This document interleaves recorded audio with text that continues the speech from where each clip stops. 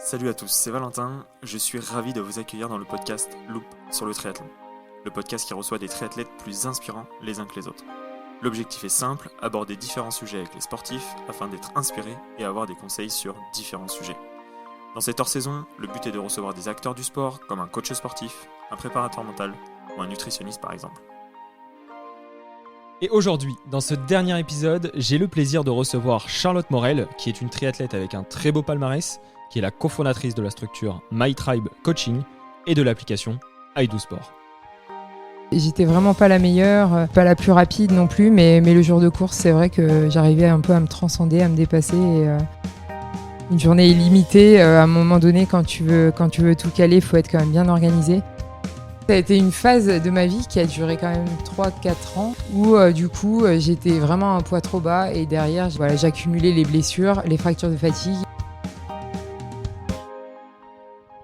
Charlotte est passionnée de triathlon et elle a décidé de le mettre au cœur de sa vie.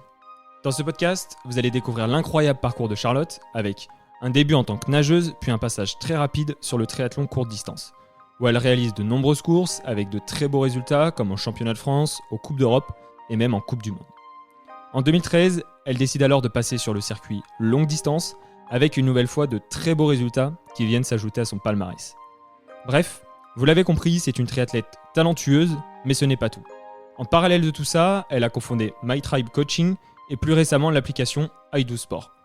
Dans cet épisode, nous allons découvrir Charlotte et elle va nous partager des astuces sur la planification, l'entraînement, la nutrition et pour finir, l'organisation qui se cache derrière tout ça. Alors sans plus attendre, je laisse place à notre invitée du jour, Charlotte. Hello Charlotte, je suis ravi d'échanger avec toi aujourd'hui et je te souhaite la bienvenue sur le podcast Loop sur le triathlon. Salut Valentin, merci à vous et à toi de m'accueillir. Franchement, c'est un plaisir de faire un podcast justement vraiment tourné triathlon et de répondre à vos questions, c'est super. Bah ouais, on va passer un bon moment. En plus là, j'ai le soleil qui commence à taper, on est chez toi, ça va être génial. Pour commencer notre échange, est-ce que tu pourrais te présenter pour les auditeurs, s'il te plaît, Charlotte ?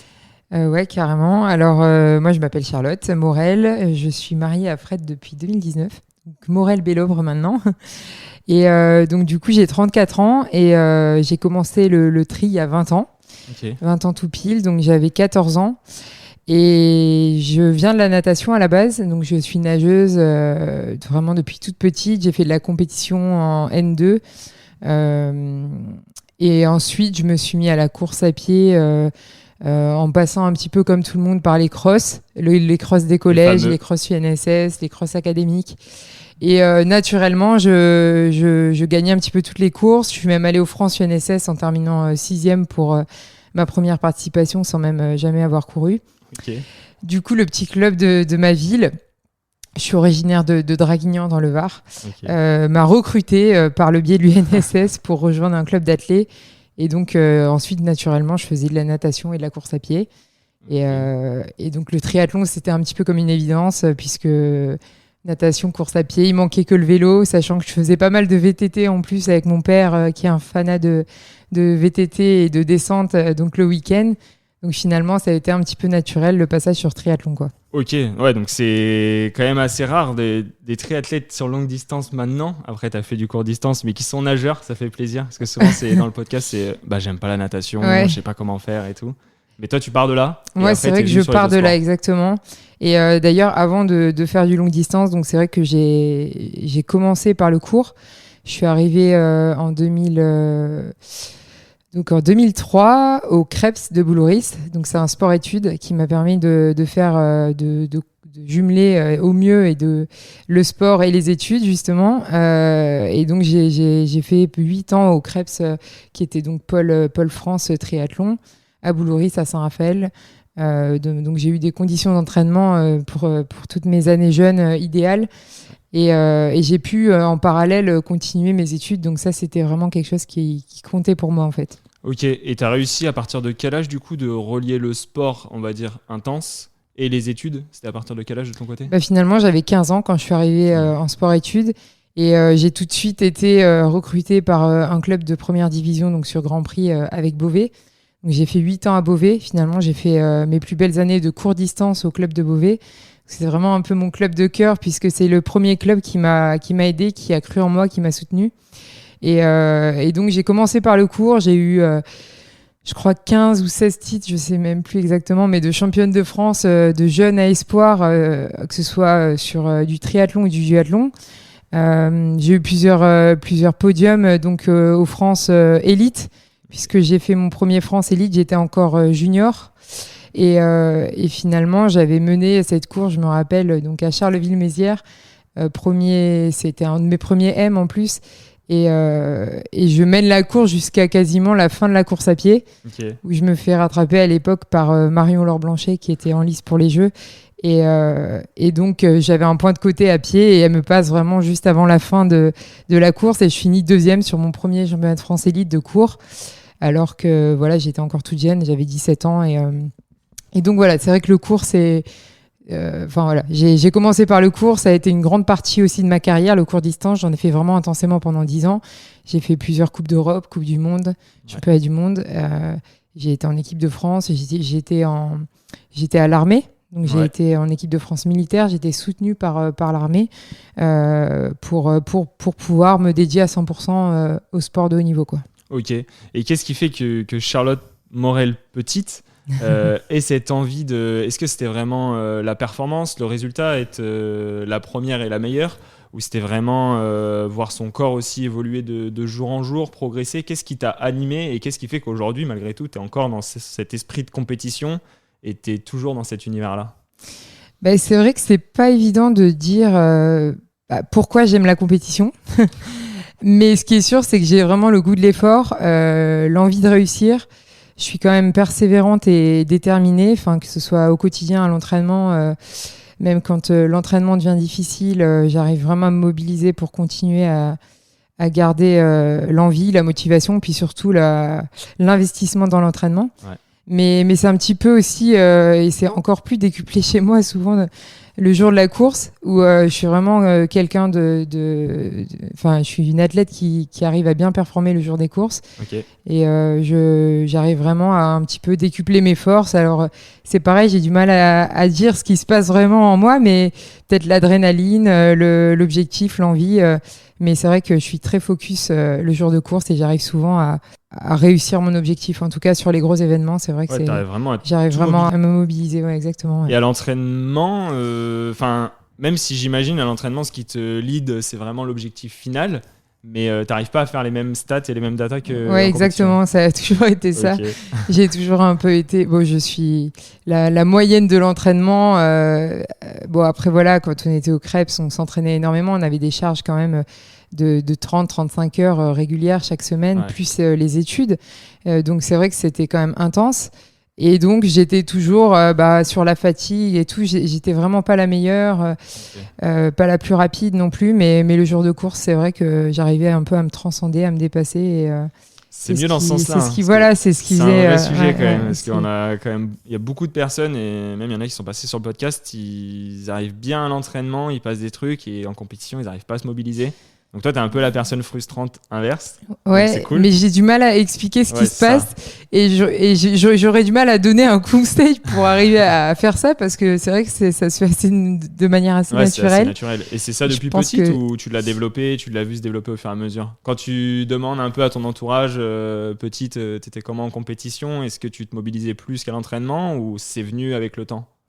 Je pense que quand même le fait d'avoir fait de la compétition très jeune, donc moi c'était en natation pour le coup, ou même sur les crosses, c'est un peu l'école de la vie, le cross on dit.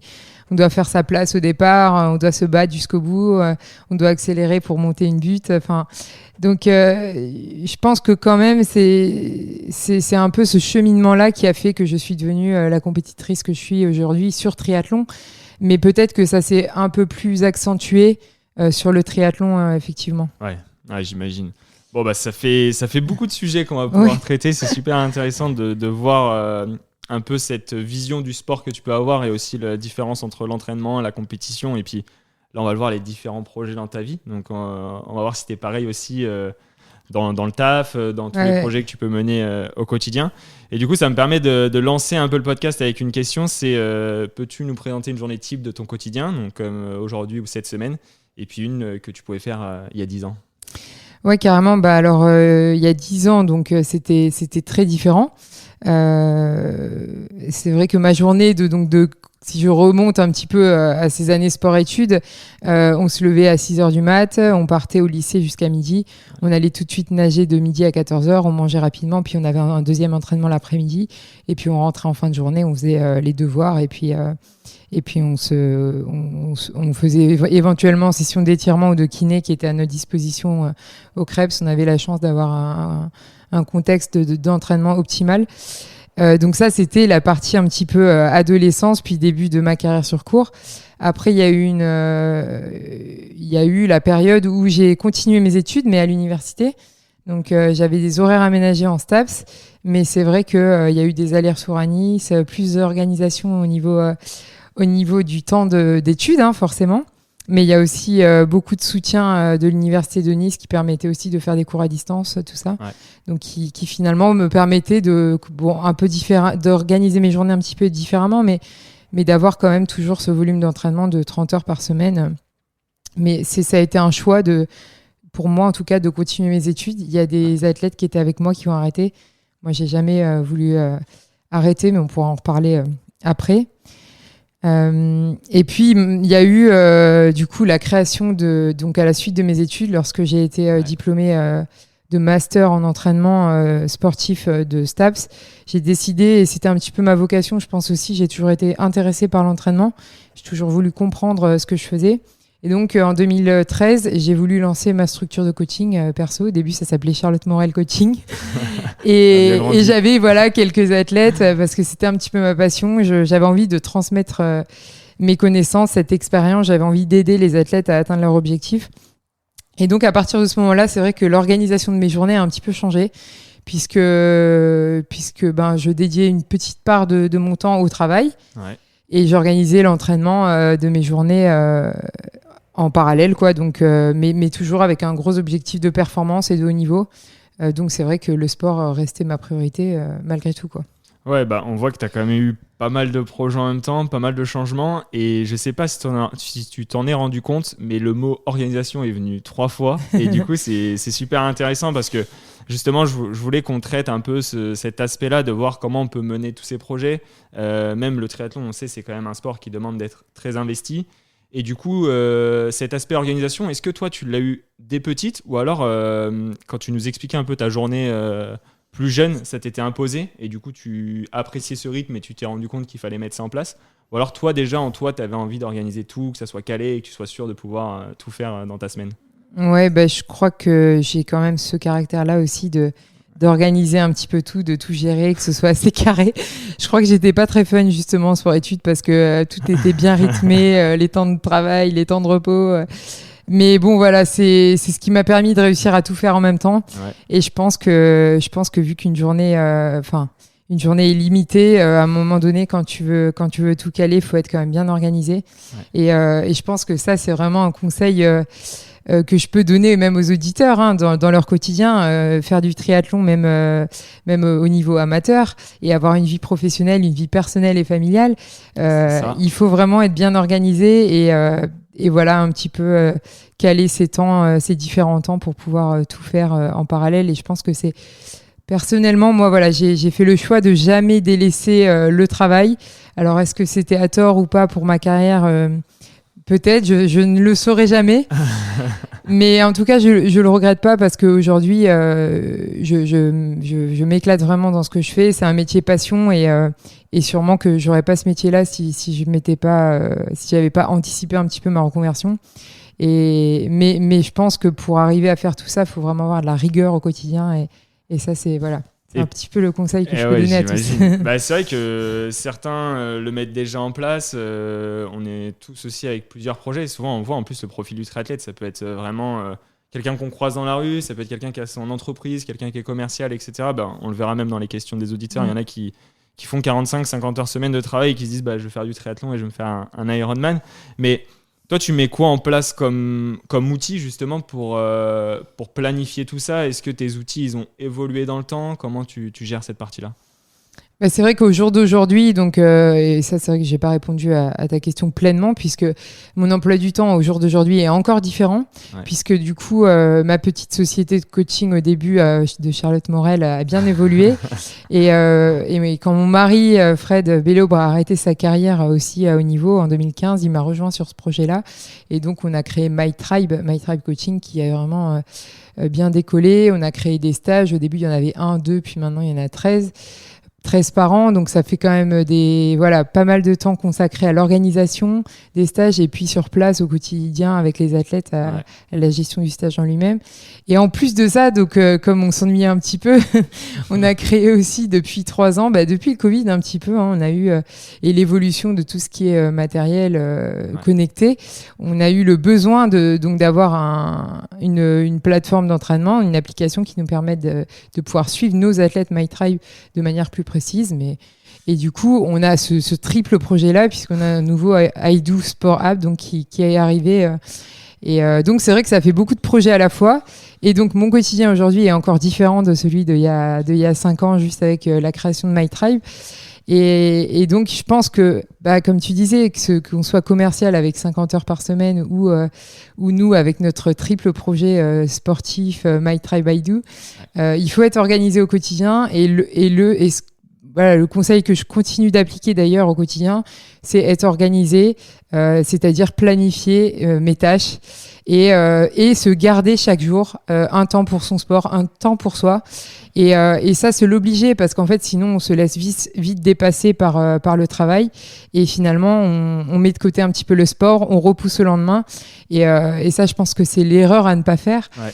Et voilà, moi ce que j'ai tendance à conseiller, c'est quand même de commencer par son sport ou de le mettre entre midi et 2 parce qu'on est quand même plus disponible, plus efficace. Ouais. Et puis travailler la matinée, l'après-midi, fin de journée, mais essayer de placer son sport. Aller le midi, c'est pas mal, surtout en hiver quand il fait nuit tôt et que finalement le soir, dans la nuit au froid après une journée de travail, ça devient un petit peu plus compliqué pour se mobiliser puis pour faire des séances de qualité aussi, quoi. Ouais. C'est sûr. Puis la motivation en soi, on voit le soleil qui tape, ça motive et ça donne plus envie d'aller courir que le froid le soir. Mais toi, justement, cette planification, tu l'as fait au jour le jour. Tu as un créneau dans ta semaine qui t'est dédié. Moi, je vois typiquement, je me retrouve dans tout ce que tu dis parce que moi, c'est le dimanche soir de 18h à 19h, quoi qu'il arrive, je fais mon agenda de toute la semaine. Après, les blocs peuvent bouger.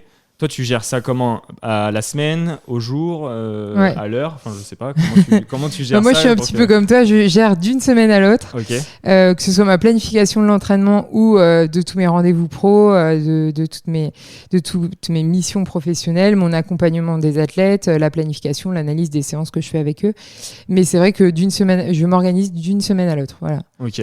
Et justement, pour nos auditeurs et pour moi aussi, parce que je trouve ça intéressant, c'est... Tu pousses cette organisation jusqu'à où ? Est-ce que tu pousses jusqu'à la nutrition, tes repas dans la semaine ? Tu pousses jusqu'à la récupération, tes moments où tu dois rester reposé, tu dois faire du complexe, etc. Ou alors, ça, c'est un peu plus libre. Tu vas jusqu'à où dans cette extrémité, j'ai envie de dire, de l'organisation ? Le côté entraînement et mission professionnelle, c'est vraiment planifié sur le calendrier avec les heures, l'emploi du temps journalier sur toute la semaine.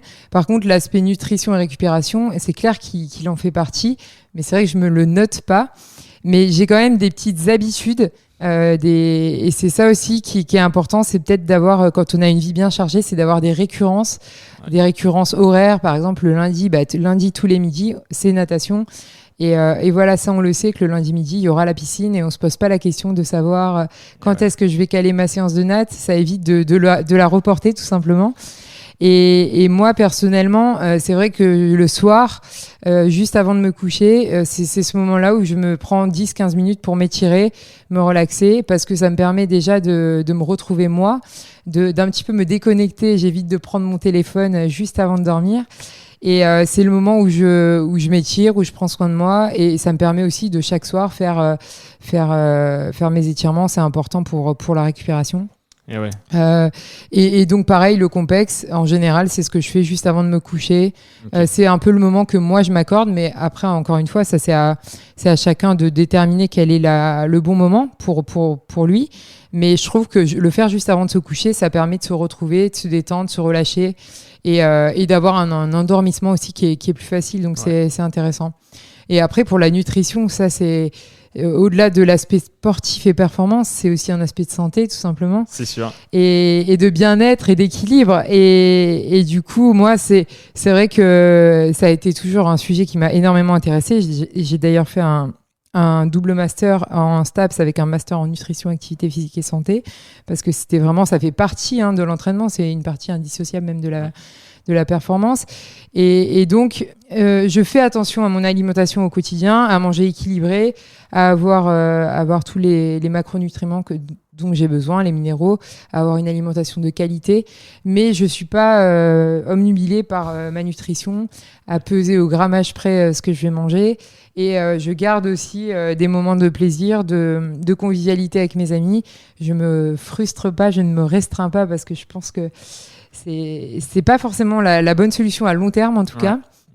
Et voilà, faut toujours avoir le bon équilibre, ni pas assez ni trop, pour être en bonne santé. Donc c'est un petit peu ce que je fais au quotidien aussi. Ouais, c'est ça. Et puis je pense qu'avec l'expérience, ça passe par des phases de test aussi où parfois on vient tendre vers l'extrême et on se rend compte que non, en fait, ça marche pas et du coup on fait un pas en arrière.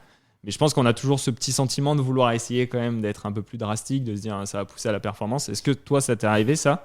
Ou justement, tu as toujours eu le sentiment qu'il fallait que tu aies cet équilibre, que tu fasses attention à ton volume d'horaire d'entraînement, etc. Ouais, carrément. La nutrition, on peut vite basculer sur le trop faire attention, trop contrôler ce qu'on mange. Et moi, ça m'est arrivé évidemment sur mes années jeunes au Krebs. Mais voilà, je suis pas allée, je ne suis pas tombée dans l'anorexie ou quoi que ce soit. Mais c'est vrai que je voulais contrôler tout ce que je mangeais et surtout j'évitais un petit peu tout ce qui était sucrerie. Donc j'avais un petit peu quand même complètement enlevé de mon alimentation tout ce qui était sucre. Okay. Et en fait, rien qu'en faisant ça et avec en parallèle mes 30-35 heures d'entraînement par semaine, j'avais perdu presque 10 kilos. Et je suis arrivée à un stade où finalement, j'avançais plus. Ouais. C'était vraiment, j'étais passée dans le trop. Et pourtant, je mangeais vraiment beaucoup en quantité. Je mangeais pas que des légumes. Je mangeais vraiment des féculents. Je mangeais des protéines. Mais rien que le fait d'avoir enlevé un petit peu tout ce qui était néfaste, puis les aliments un petit peu plaisir, tous les aliments à index glycémique très élevé. C'est ça. Et j'avais perdu vraiment beaucoup de poids. Et ça a été plutôt néfaste puisque derrière, moi, j'ai eu ce qu'on appelle la triade de la femme sportive. Je ne sais pas si tu connais, mais en fait, donc c'est la triade, c'est tu perds beaucoup de poids, tu deviens donc tu passes en aménorrhée, donc tu n'as plus tes cycles menstruels réguliers. Okay. Pendant 4 ans, j'ai plus du tout eu de cycle menstruel. Bon, ça arrive à beaucoup de sportives, donc il y a pas de. Mais le problème, c'est que par contre, du coup, le problème qui est derrière, c'est que tu passes en ostéopénie, voire en ostéoporose, c'est-à-dire qu'au niveau osseux, tu deviens comme une personne de 60 ans, sauf que j'en avais à peine 18. Et donc, j'ai dû faire un traitement pour les personnes âgées, pour reconsolider mes os, parce que moi, j'étais sur une première phase de l'ostéopénie. Et j'ai eu 8 fractures de fatigue d'affilée, que ce soit au fémur, au tibia, au bassin, un petit peu partout.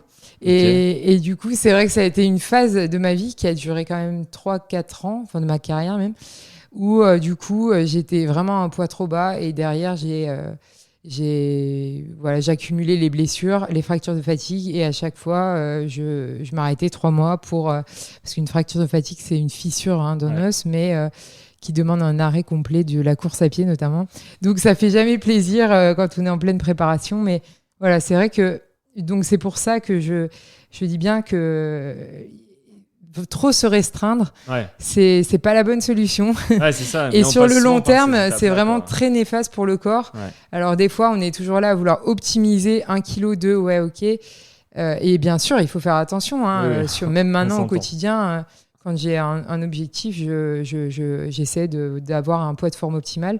Mais il faut bien viser ce poids de forme. Et chez le triathlète, qui a besoin aussi de garder de la force, de la puissance, que ce soit en natation, sur le vélo, il faut trouver le bon ratio pour ne pas basculer dans l'extrême, quoi. Et ouais, mais c'est sûr. Et puis en plus, j'étais en train déjà de basculer sur la question d'après et je me dis, ça se trouve, ça vient de là parce que j'étais en train de me dire, mais depuis tout à l'heure, tu me dis que tu as eu besoin de continuer tes études, ok, pour avoir ton équilibre, etc. Tu sais pas si c'est ce qu'il fallait faire ou pas pour ta carrière.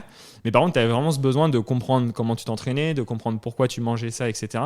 Est-ce que ça, tu l'as toujours eu en toi sur tous tes sports ou est-ce que ça peut venir justement après des périodes comme ça où en fait, tu te rends compte que tu as voulu faire des choix sur la nutrition qui ont un impact négatif sur ton corps et du coup, tu te dis, non, mais maintenant, j'ai envie de comprendre comment ça marche et je vais essayer de trouver cet équilibre-là, ou alors c'était au fond de toi et tu l'as toujours eu et tu arrives à le mettre en place. Ouais, je pense que c'est venu aussi avec... Non, t'as raison, je pense que c'est venu aussi avec les années et ma façon d'évoluer, avec ce que je faisais à l'entraînement, l'envie de comprendre pourquoi je le faisais et peut-être un petit peu cette aventure, enfin cette expérience que j'ai eue là sur cette perte de poids pendant ces 3 années-là. J'ai eu besoin, je pense, de comprendre pourquoi je faisais les choses, que ce soit à l'entraînement ou en nutrition. Et c'est ce qui m'a permis aussi derrière de progresser et de mieux m'alimenter, de plus être en carence finalement, et de retrouver une performance plus élevée derrière. Parce que quand on perd du poids, on devient plus performant au début. Mais attention, derrière, on dégringole très très bas et très très vite aussi, quoi. Ouais, c'est sûr que souvent en plus on s'en rend pas compte, c'est l'entourage qui vient rentrer, c'est les datas, enfin il y a vraiment plein de choses qui viennent le mettre en évidence, mais ça met un peu trop de temps justement à être mis en évidence, quoi. Et on a du mal à le voir. C'est vrai que moi, je me rappellerai toujours, j'ai une amie très proche, donc qui est Delphine Pelletier, qui a fait les Jeux Olympiques aussi en 2004, qui était donc au club de Beauvais avec moi et à l'armée. Donc on était tout le temps ensemble pour l'entraînement, etc. Puis c'est elle, une des premières qui m'a mis un petit peu l'alerte, quoi, qui m'a dit, mais Charlotte, mais qu'est-ce que tu fais là? Mais c'est plus possible. Tu veux un gel pour avancer là ou quoi? Tu vas tomber. Et moi, je disais, non, mais ça va, je vais bien, je mange, j'ai pas de problème, quoi. Mais j'avais pas vraiment de problème. C'était juste que en fait, c'est très simple, l'alimentation, tu as une balance énergétique, dépenses et les entrées et les sorties. Et si ta balance est négative, tu perds du poids. Donc moi, c'était vraiment ça, quoi. Et la deuxième personne, c'est un jour, donc je rentrais très peu chez moi et je rentrais le week-end de temps en temps et je rentre donc chez moi et ma mère ouvre la porte et elle se met à pleurer en me voyant. Mais qu'est-ce que t'as fait, Charlotte? Et là, je me suis dit, rien, pourquoi ça, qu'est-ce qui se passe? Non, mais elle m'a dit, mais là, c'est pas possible. T'as vu comment t'es maigre? Et c'est vrai que je l'avais pas vu depuis un mois. Et puis je pense qu'en un mois, je me rappelle même plus, mais j'avais peut-être descendu très très vite, quoi. Donc, il fallait envoyer des photos. Ouais, c'est ça. Donc c'est vrai que l'entourage a beaucoup compté et c'est souvent eux qui permettent d'alerter aussi. Heureusement. Ouais, c'est sûr. C'est vrai que c'est toute cette synergie qui fait que, et c'est pour ça qu'il faut être entouré. Et on voit quand même que du coup maintenant, ce qui t'anime et ce qui t'a toujours animé, je pense, c'est le partage avec My Tribe. Justement, tu veux partager cet aspect nutrition, cet aspect entraînement. Mais avant de basculer sur ce partage et les outils que tu vas mettre en place, toi, en tant qu'athlète, tu arrives à te coacher toute seule, tu arrives à avoir vraiment ce recul sur toi-même, sur ton corps, comment il réagit face à l'entraînement, ou alors tu te fais accompagner toi en tant qu'athlète? Mais en fait, sur toutes mes années courte distance, donc j'étais vraiment entraînée par les entraîneurs du pôle France, donc de la Fédération française de triathlon. Et en 2013, donc juste après les Jeux de Londres, moi c'était l'objectif vraiment en 2012. Moi, c'était d'aller aux Jeux. J'étais en équipe donc pré-olympique. On était 5 avec Amy, Carole, Jess. Et on était 4 pour 3 places.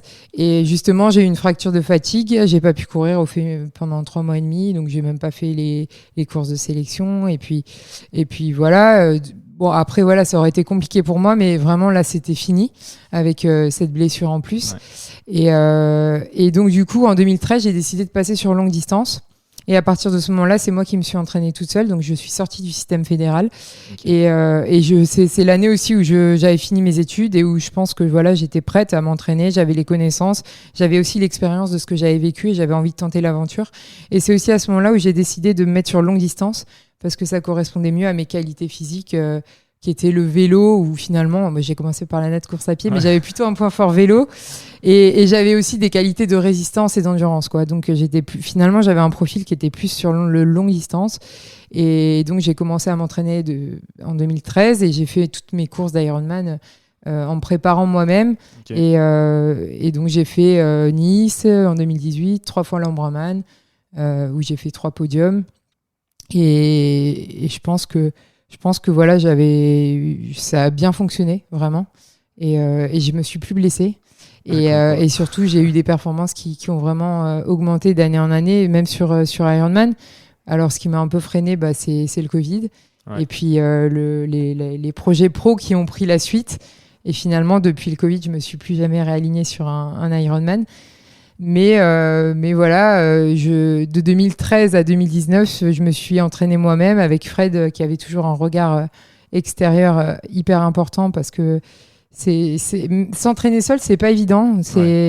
Voilà, il y a des fois, on a des doutes quand même, et le fait de se reposer sur quelqu'un, c'est toujours plus rassurant. Tu avais quand même son expertise à côté, qui donnait son regard extérieur et qui te motivait aussi peut-être en soi à atteindre chaque séance, on va dire, quoi. Carrément. Et voilà, donc il était présent au quotidien, il me suivait sur mes séances, et c'est vrai que on était plus un duo que moi seule à m'entraîner, mais les deux ont fait que ça a plutôt bien fonctionné sur longue distance. Ouais. Ok, donc là on voit bien vraiment le début natation, ensuite on a basculé sur le triathlon à fond, les études, le sport, des très beaux résultats sur le court, un passage sur le long où on va rentrer un tout petit peu plus en détail, et après une frustration, je l'ai vu à ton sourire, avec ce fameux Covid et le non-dossard. T'as bien saisi, t'as tout bien résumé, l'historique. Et après, en vrai, on va basculer sur l'après-Covid, parce que quand même, il est beau.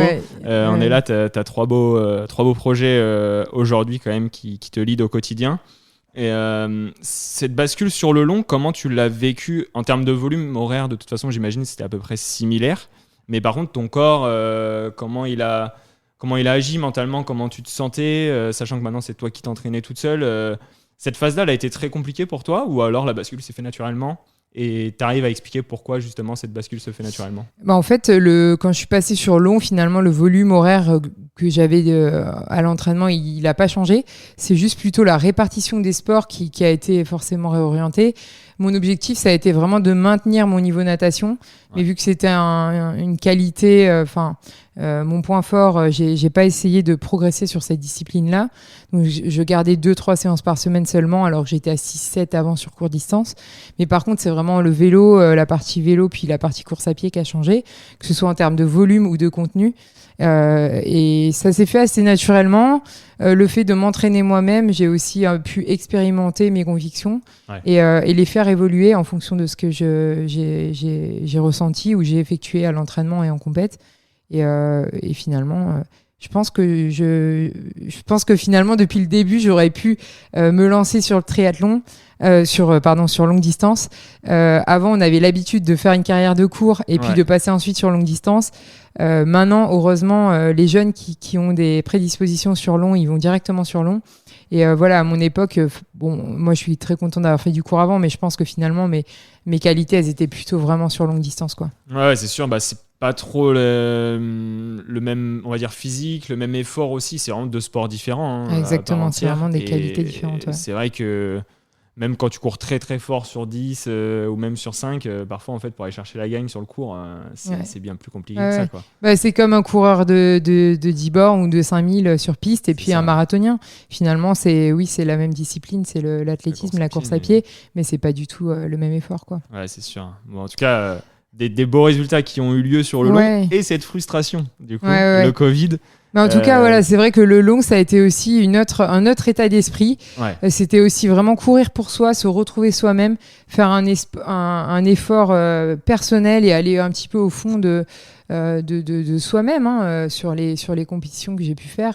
C'était vraiment autre chose que du court qui était beaucoup plus dynamique, tactique. Et moi, j'ai beaucoup aimé cet effort-là. J'ai aussi beaucoup aimé sur longue distance les parcours. Qui sont quand même, y a des épreuves qui sont magnifiques. Moi, j'ai choisi aussi des épreuves qui avaient des beaux parcours. Et dans la région, on est plutôt bien fournis. Le Naturman que j'ai remporté plusieurs fois, l'Ambraman, Nice, plein d'autres. En 2018, j'ai tenté une qualif à Hawaï. Ouais. Donc, j'ai fait un petit peu parcouru le monde pour faire des Ironman en Afrique du Sud, à Taïwan et ailleurs. Et voilà, cette expérience de long, elle a été très différente du court et vraiment magnifique, quoi. J'aime beaucoup cette discipline, quoi. Ok, bah, c'est super intéressant de voir tout ça, de voir justement cette évolution. C'est vrai que le Covid est passé par là, il a stoppé les carrières et puis maintenant quand on regarde avec du recul, on se dit ok, c'était 1 an, 2 ans, mais sauf que quand on était dedans, on avait 0 recul, on se disait ça va repartir dans 1 mois, 2 mois. Toi, comment tu as vécu ça? Tu voulais mettre un dossard et du coup tu te préparais ou tu t'es dit en fait ça sert à rien, je vais calmer l'entraînement, je vais voir comment ça se passe. Comment tu t'as vécu cette période, toi? En 2018, donc du coup, c'était la première année où je cherchais vraiment à me qualifier à Hawaï. Et donc, à l'époque, c'était par un système de points, le KPR. Et donc, les 50 meilleurs mondiaux étaient qualifiés. Et puis, ça a changé ensuite. Et donc, en 2019, je me suis blessée. Et puis, on s'est marié avec Fred. Donc, c'est vrai que ça a été une année un peu de transition aussi. Mais j'avais toujours cet objectif-là de me qualifier sur Hawaï et j'ai retenté ma chance dès fin 2019 et 2020, sauf que le Covid est arrivé par là. Et donc moi, je l'ai vécu un peu mal parce que j'avais prévu de faire l'Ironman d'Afrique du Sud en même temps que le Covid est arrivé. Et donc, je m'étais entraînée très dur tout l'hiver pour dès 2020, début 2020, être en pleine forme. Et finalement, le Covid, je me suis un petit peu acharnée à continuer, à vouloir continuer ma préparation parce qu'on ne savait pas où on allait, hein, tu l'as très bien dit. Et donc, voilà, un peu comme beaucoup, hein, je n'ai pas été la seule dans ce cas-là, mais c'est vrai que ça a été une période un peu compliquée parce que tu t'entraînes dur et tu ne sais pas où tu vas, tu repousses ton objectif et puis encore et puis encore. Et finalement, moi, je l'ai assez mal vécu parce que je n'ai jamais eu cet objectif final que je visais et donc au niveau sportif ça a été un petit peu une frustration, tu l'avais identifié et par contre en parallèle au niveau professionnel on a mis en place plein de choses pour continuer à partager avec notre communauté My Tribe, à garder la motivation malgré la difficulté que tout le monde avait. On a mis en place des lives PPG, des lives sur Home Trainer, donc on a été très présents, on a même fait des courses connectées. On a fait un duathlon avec l'Alpe du Zwift enchaîné sur un 5000 et puis un classement avec plein de bolos que nos partenaires nous ont donné pour aider sur ce moment difficile. Et puis, des courses connectées sur 5000, 10 000, 20, 21 km. On a fait plein de choses pour passer ce moment-là, même difficile, de manière un peu plus ludique. Ouais. Mais malgré tout, j'ai cette frustration personnelle côté sportif, effectivement, qui reste là. Mais bon, voilà, c'est pas grave. À côté, on a fait plein d'autres choses et c'est aussi le moment où on a lancé justement I Do. Exactement. Donc finalement, voilà, il y a une chose qui n'a pas été faite, mais pour lancer une autre belle chose. Donc c'est voilà. Ok. Bon, en tout cas, c'est super intéressant de voir tout ça. Et justement, là, on va focus un petit peu sur I Do. Donc aujourd'hui, tu es toujours athlète et triathlète. Il y a My Tribe qui doit vous occuper, j'imagine, beaucoup de temps parce que tu as vraiment la partie entraînement et comme tu disais maintenant 13 stages, si je dis pas de bêtises. Alors nous, c'est vraiment les 2 depuis le début. Okay. Mais effectivement, le nombre de stages, il a évolué d'année en année. Mais nous, on fait vraiment notre cœur de métier, c'est vraiment le coaching à distance. Et le suivi des athlètes au quotidien dans leur préparation pour leur objectif. Et en parallèle, on propose des stages d'entraînement donc, qui sont ouverts à nos athlètes, mais aussi à d'autres athlètes, d'autres clubs, bien sûr, et qui sont vraiment avec des objectifs différents selon les stages. Donc, il y a vraiment des objectifs de progression en natation, de préparation spécifique sur des événements qui approchent, que ce soit sur court ou longue distance, ou même des épreuves en montagne, puisqu'on fait un stage à Embrun chaque année. Donc, c'est vrai qu'on a quand même 10 à 12 stages chaque année depuis maintenant 6-7 ans. Ouais. Ok, donc ça évolue bien et ça doit prendre quand même pas mal de temps. Exactement, mais c'est un métier passion. Enfin, moi, vraiment, j'adore voir accompagner mes athlètes, j'adore voir leur progression, leur évolution. Et alors, c'est vrai que j'ai pris énormément de plaisir sur ma carrière, mais finalement, au jour d'aujourd'hui, franchement, je prends presque autant de plaisir des fois à voir un athlète réussir son objectif et à l'accompagner, même sur le bord de la course. Je me rappelle comme ça l'année passée. L'Ironman de Nice, un athlète qui a vraiment performé et qui a pris son slot pour Hawaï Et du coup, c'était son objectif, il a réussi. Il est parti avec moi, il a commencé il y a 4 ans, et puis maintenant, aujourd'hui, il prend son slot. Et j'ai vu cette progression. Là, il arrive au bout de son rêve. Et voilà, c'est finalement, bon, c'est pas moi personnellement qui fait l'objectif, mais je prends presque autant de plaisir. Et j'ai accompagné une autre athlète l'année passée sur sa fin de prépa à Saint-Georges. Je suis allée avec elle pour finir de l'entraîner là-bas aux États-Unis, et du coup c'est pareil, voilà, c'est des moments de partage qui sont très forts pour moi et qui sont presque autant satisfaisants que ma carrière perso, quoi. Ouais, parce que c'était vraiment actrice, on va dire, de cette réussite aussi, donc en fait tu t'y retrouves et tu retrouves ton côté d'athlète en soi. Et justement, Aïdou, pour les gens qui ne connaissent pas, Est-ce que tu peux nous le pitcher en une phrase? En une phrase, c'est compliqué parce que donc Aïdou Sport, c'est une plateforme d'entraînement pour les athlètes, les coachs et les clubs. Yes. Mais ça regroupe énormément de fonctionnalités. C'est une plateforme qui est très complète maintenant. Ça regroupe des fonctions de planification, donc pour les entraîneurs ou les clubs d'ailleurs, ou les groupes. Ça regroupe des fonctions d'analyse, de communication, puisqu'on a vraiment mis en place des échanges facilités, que ce soit entre l'athlète et le coach, entre l'athlète et un groupe, entre l'athlète et un club. Mais aussi, ça facilite un peu tout ce qui est commercialisation, donc gestion administrative, vente de stages, de licences, d'abonnements, de coaching.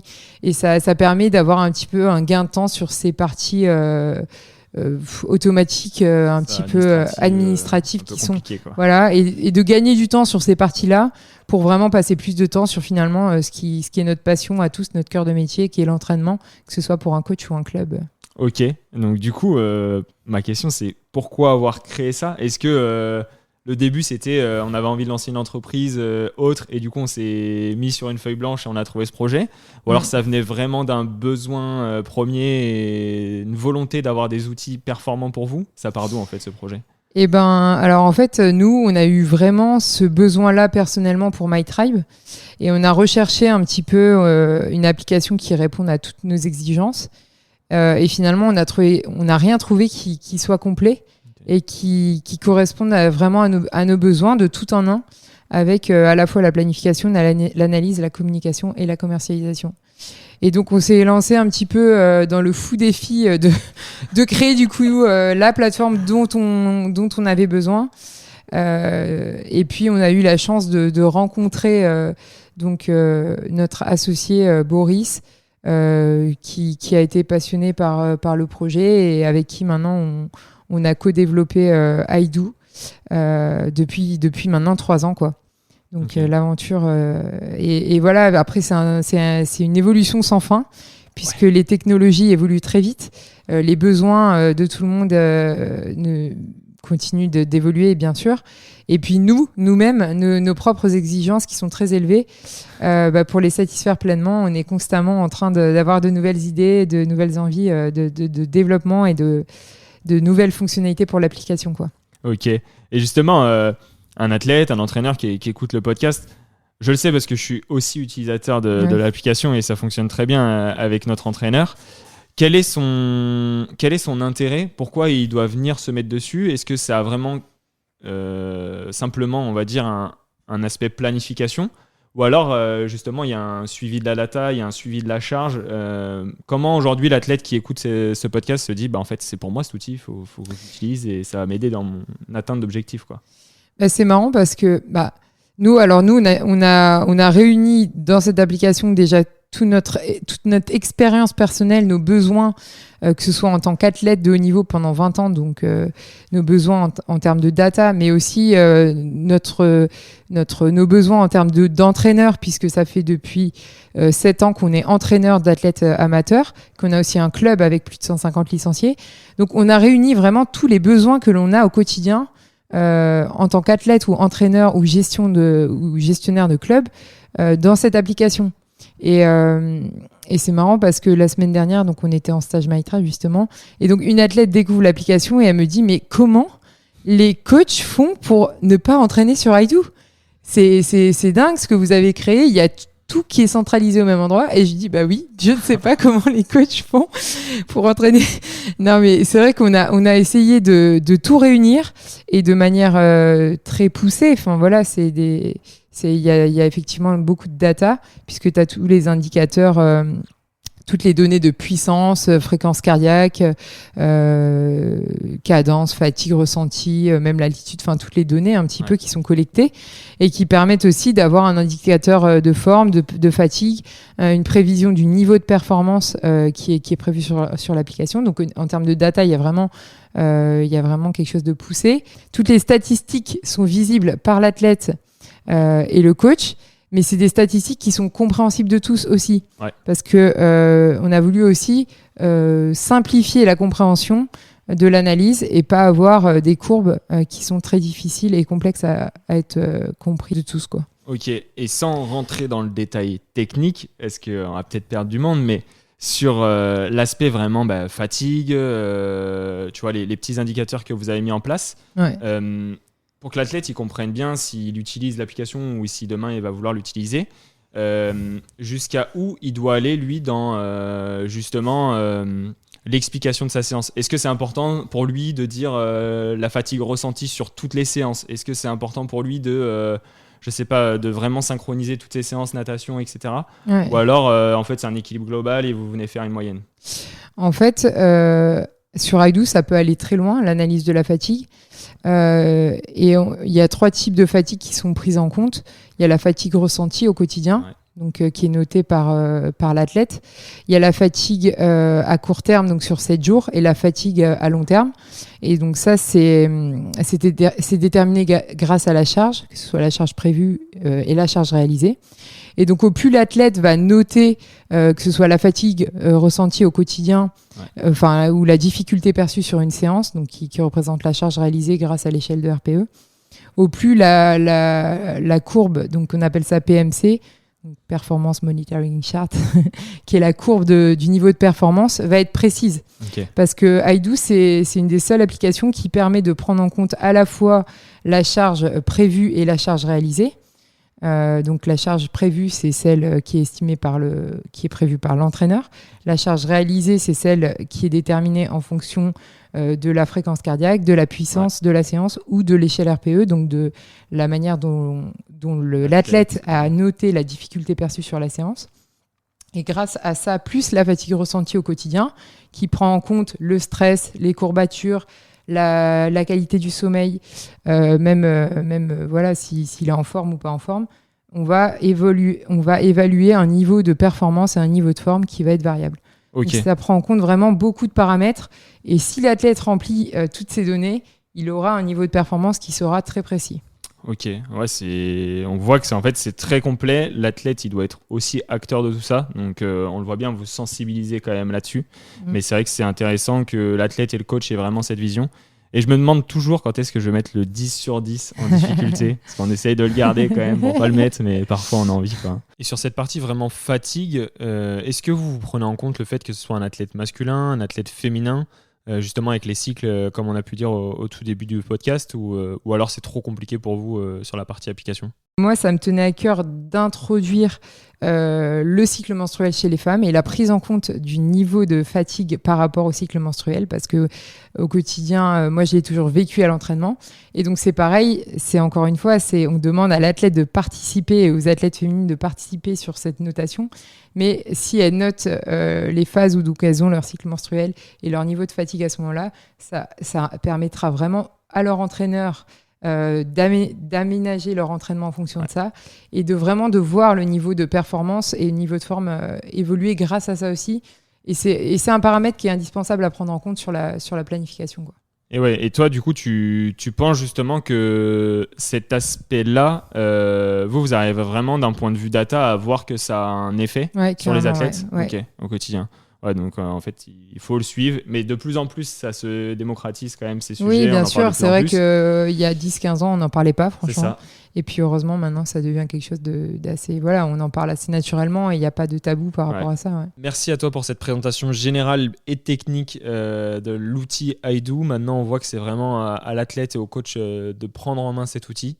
Et désormais, je te propose de passer vraiment à la partie questions des auditeurs. Ouais. Et là, il y a vraiment un peu de tout. On vient chercher ton expertise sur l'athlète, Charlotte, mais aussi la coach. Et pour finir, en fait, certains savent que tu as plusieurs projets en même temps et du coup, vous voulez aller challenger, j'ai envie de dire, et chercher des conseils sur l'aspect organisation. Ouais. Donc, le premier, c'est Maël qui dit que penses-tu de la PPG ? Est-ce que c'est utile quand on est amateur ? Et si ta réponse est oui, comment je le fais et à quelle fréquence ? Ouais, alors la PPG, c'est vrai que c'est difficile de donner une réponse tranchée parce que la PPG, elle a clairement un intérêt, c'est de renforcer, d'avoir un renforcement au niveau articulaire et musculaire. C'est très intéressant pour éviter les blessures, pour améliorer une posture, que ce soit surtout en course à pied ou même en vélo, sur des positions par exemple aérodynamiques sur lesquelles il va falloir maintenir la position basse pendant un long moment. Mais moi personnellement, je trouve que ça ne doit pas remplacer une séance de natation, de vélo ou course à pied. Okay. Ça doit venir en complément de l'entraînement en triathlon. Donc c'est vrai que donc c'est avec Maëlle, il faudrait voir si elle a la possibilité d'ajouter une séance de PPG, voire 2 par semaine. Et dans ce cas-là, oui, je lui conseille de le faire parce que ça pourra vraiment lui apporter un bénéfice dans son entraînement. Mais ça ne doit pas venir à la place d'une séance, dans les 3 disciplines. Classique, quoi. Enfin, de vélo, de natation, exactement. De course à pied, quoi. Ouais, donc on voit que c'est vraiment la ressource que l'athlète peut fournir justement à sa préparation, qui doit venir en fonction, et après il y a les réponses qui viennent derrière, quoi. Ouais. Donc, sur la PPG, parce que si déjà avec je sais pas, un volume horaire qui est peu ou conséquent, il n'arrive pas à caler autre chose, ça sert à rien de venir rajouter ça, quoi. J'ai envie de dire à Maël, ne fais pas une séance de PPG à la place d'une séance de course à pied. Okay. Ça, on est sur un sport d'endurance, il faut avoir un certain volume et ça ne pourra pas venir en remplacement. Par contre, ajouter une séance de renforcement musculaire plutôt, je lui conseille un gainage dynamique ou même un renforcement précis sur soit les membres inférieurs ou les membres supérieurs selon ses besoins. Mais ça viendra en complément. Et l'idéal, après, si elle veut rentrer dans un process de renforcement musculaire, c'est d'avoir au minimum une séance par semaine. Ouais. L'idéal, c'est d'avoir 2 séances par semaine et de faire ça de manière régulière, au moins sur un macrocycle complet de 3 mois. Et continuer même en période de saison de compétition avec juste une petite séance de rappel, maintenir une séance de même gainage, mais qui permet de continuer toute l'année à entretenir ces qualités-là, mais ça ne remplacera pas la séance de base. Ok, merci pour Maël. Il y a Damien justement qui nous demande, lui, c'est plus sur la partie full distance, il est en train de préparer un full. Il demande combien de temps nécessaire dédié à l'entraînement par semaine. Alors, c'est vrai que j'aurais envie de donner une réponse précise à Damien, mais il n'y a pas de vérité en fait sur le volume minimal qu'il faille pour un full, mais ça dépendra vraiment de ses besoins, de son objectif de temps aussi, si c'est juste d'être finisher ou de viser vraiment un temps précis. De ce qu'il a eu l'habitude de faire avant, il y a pas mal de paramètres individuels à connaître et à prendre en compte pour donner une réponse précise. Ce qui est sûr, c'est qu'un full, ça demande quand même un certain volume de préparation. Et je dirais qu'avec 8 heures minimum par semaine, c'est quand même un minimum, quoi. Et donc voilà. Après, il n'y a pas de... C'est vraiment à individualiser avec l'athlète et ça, ce sera à donner plus précisément en fonction de chacun. Il n'y a pas vraiment de règle. Il y a quand même une règle qui reste, il faut faire un minimum de volume. Exactement. Le full, il ne passera pas. Après, voilà, sur les personnes qui travaillent beaucoup en semaine, il y a aussi la possibilité de faire des gros volumes le week-end, de travailler par bloc un petit peu. Mais l'idéal, c'est quand même d'avoir une régularité sur toute la saison. Donc, voilà. Ah, c'est sûr, mais justement, c'était une question de Charlène qui se demandait si en fait, elle pouvait aller un peu plus tranquillement la semaine et essayer de caler du volume le week-end finalement. Donc là, tu viens de dire que oui, mais sous quel angle et comment gérer cette charge quand même un petit peu particulière finalement? Et en fait, oui, c'est possible. Après, il faut vraiment malgré tout augmenter le volume du week-end progressivement. Parce que en mettant une charge trop importante d'un coup dès le départ, même sur un week-end, l'organisme va pas avoir le temps de s'adapter et ça peut créer derrière des grosses fatigues, même si c'est que l'entraînement le week-end finalement. Parce que la semaine, j'imagine que du coup, il n'y a pas que la charge d'entraînement, mais il y a aussi la charge mentale, la charge professionnelle, la charge familiale à prendre en compte. Et donc finalement, on arrive le week-end et on n'est pas reposé pour le week-end. Et après le week-end, on ne va pas se reposer du week-end. Donc c'est vraiment une charge globale à prendre en compte. Et ce que je peux conseiller à Charlène, c'est quand même d'essayer de maintenir une activité un jour sur deux la semaine pour garder de la régularité même la semaine. Et puis le volume du week-end doit être augmenté progressivement, mais c'est pareil un petit peu que Damien. Tout ça, c'est vraiment à individualiser avec l'athlète et ça dépendra de pas mal de paramètres précis, quoi. Ouais, c'est sûr. C'est vrai que c'est des questions qui restent quand même assez généralistes, même s'il y a quand même des bases. Et j'imagine, vous voyez avec MyTribe beaucoup d'athlètes passés. Et je pense qu'il y a des erreurs qui sont faites un peu au quotidien, soit sur de la nutrition, soit sur de l'entraînement. Il y a quand même des bases, mais à un moment, il faut qu'il y ait une expertise qui soit que pour l'athlète précisément, quoi. Ouais, carrément. On est là pour justement prendre en charge tout ça et individualiser en fonction des besoins. C'est ça. Ok, au top.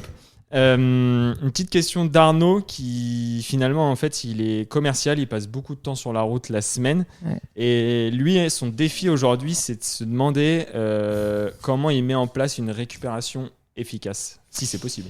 Et oui, et alors pour répondre à Arnaud, c'est clair que la position assise toute la journée c'est quand même pas idéal pour récupérer et puis même au niveau articulaire, musculaire.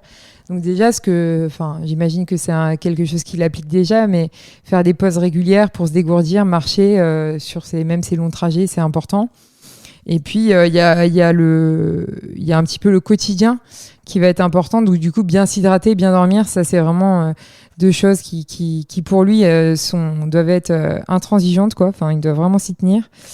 Et moi, ce que je peux lui conseiller, comme on en a parlé, c'est le soir de faire quelques petits étirements avant de se coucher pour vraiment réétirer la chaîne postérieure parce qu'on a tendance à raccourcir la chaîne postérieure sur les positions assises comme sur les longs trajets. Et donc, si ça se traîne à faire juste 5-10 minutes d'étirement le soir avant de s'endormir, ça peut quand même aider. Ouais. Ok. Bon, top. On va voir s'il va mettre ça en place. On aura son retour après.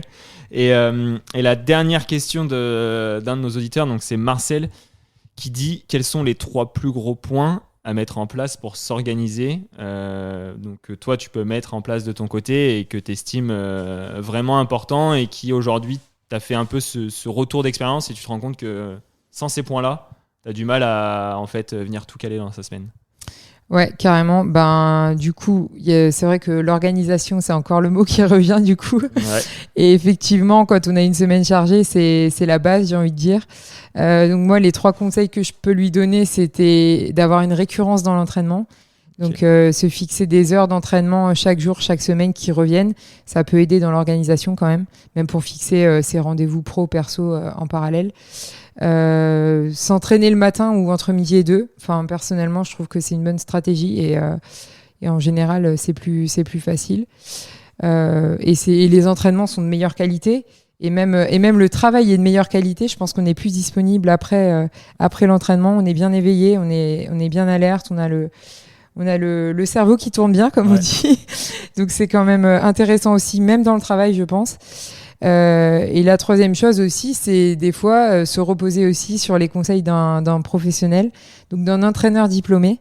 C'est vrai que quand on a pas mal de choses à gérer, avoir quelqu'un qui conseille et qui vous aide à gérer tout ça, ça peut être une bonne solution. Donc, ça peut enlever une bonne charge mentale. Exactement, ça enlève une bonne charge mentale, on enlève les doutes, on se laisse aller et en général, la progression et l'organisation suit plutôt bien. Au top. En tout cas, merci beaucoup pour toutes ces réponses. Et là, pour toi, ça va être les 2 dernières questions, mais qui sont souvent assez compliquées. La première, pour finir le podcast, c'est quel est ton meilleur souvenir en coaching, en tant qu'athlète, quelque chose que tu retiens et que tu as envie de partager avec nos auditeurs? Ok. Alors du coup, meilleur souvenir en tant qu'athlète et dans le coaching, ce sera 2 souvenirs différents. Ouais. C'est vrai que moi, mon meilleur souvenir en tant qu'athlète, ça reste sur longue distance. Okay. Je pense que j'en ai 2 qui reviennent souvent quand on me pose la question. Mon premier, ça a été en 2015 quand donc je remporte le titre de championne de France élite longue distance avec Fred en fait. Parce que Fred donc a arrêté sa carrière et puis il a fait une année de long juste avant pour finir avec moi et il remporte le titre la même année. Donc on a gagné tous les deux et c'est vrai que c'était pour nous un objectif accompli, mais à 2 c'était encore une fois le partage revient aussi, mais c'était encore plus fort et donc c'est un de mes meilleurs souvenirs. Et le deuxième, donc c'est aussi dans le partage, mais un peu différemment. Donc c'est mon premier Ironman qui était donc sur l'Embrunman. Okay. J'ai toujours rêvé de faire l'Embrunman parce que mes grands-parents avaient une maison à Embrun, et j'y allais tous les étés et tout. Et donc j'avais toujours voulu faire cet Embrunman. Donc ça a été mon premier Ironman full. Et donc j'ai mené la course du départ jusqu'au kilomètre 32. Et j'ai mis 10h52 sur cette première course. Et voilà, je finis 2e. Donc, il y a Carrie Lester, l'Australienne, qui finit 5e à Hawaï juste après, qui me passe dans les 10 derniers kilomètres et je finis à 1 minute 30 derrière elle pour mon premier Ironman. Et ça a été un de mes plus bels objectifs, sachant que Fred a été tout le long aussi pour m'encourager, pour les heures d'entraînement qui ont été avant et puis pour m'attendre à l'arrivée. Donc c'était encore un fou moment, mais c'était un de mes plus beaux moments de ma carrière. Ouais. Ok, c'est cool parce qu'on revient un peu sur le début du podcast dans le sens où on voit que c'est le côté performance certes, mais c'est surtout le côté partage qui vient justement sur ces 2 souvenirs. Donc ça c'est super intéressant. Et ma dernière question, c'est en tant qu'athlète pour le coup, lors d'une séance d'entraînement qui est très difficile, tu te dis quoi mentalement? Comment tu réagis et comment tu te mobilises? Du coup, c'est vrai qu'on en a un petit peu parlé aussi au début du podcast, mais je pense qu'on a, moi personnellement, j'ai ce goût de l'effort, du dépassement de soi et finalement, je crois que je suis peut-être un peu sadomaso, mais j'aime la difficulté et quand l'effort est dur, ça me dérange pas, même quand je souffre. J'arrive à me transcender un petit peu, même à l'entraînement, à rester mobilisée. Je pense que aussi... c'est un petit peu un côté un peu dur que j'ai avec moi-même, mais je sais l'objectif que je vise et quand quelque chose devient compliqué, et je pense que ça c'est un conseil qui peut s'appliquer à tout le monde, je visualise l'objectif, je sais pourquoi je fais ça et finalement ce moment-là c'est moi qui l'ai choisi, c'est moi qui l'ai voulu parce que j'ai un objectif au bout et donc je m'accroche même si ça devient difficile quoi. Okay. Et finalement c'est ton pourquoi qui te lead au quotidien, je crois que c'est l'objectif quand même final qui me permet de m'entraîner et de me lever ou d'y aller même quand on n'a pas trop l'envie, qui me permet de surpasser un petit peu ça. C'est ça arrive aussi malheureusement ces petits moments.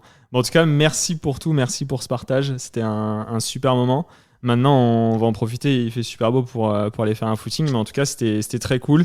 Et surtout, où est-ce qu'on peut retrouver donc Charlotte Morel, l'athlète? Où est-ce qu'on peut retrouver My Tribe? Comment ça se place pour I Do? Comment ils font les gens, même s'il y aura tout en description? Est-ce que tu peux nous expliquer un petit peu tout ça? Merci beaucoup, Valentin, en tout cas, pour cet échange. C'était hyper intéressant et sympa de partager ça avec toi.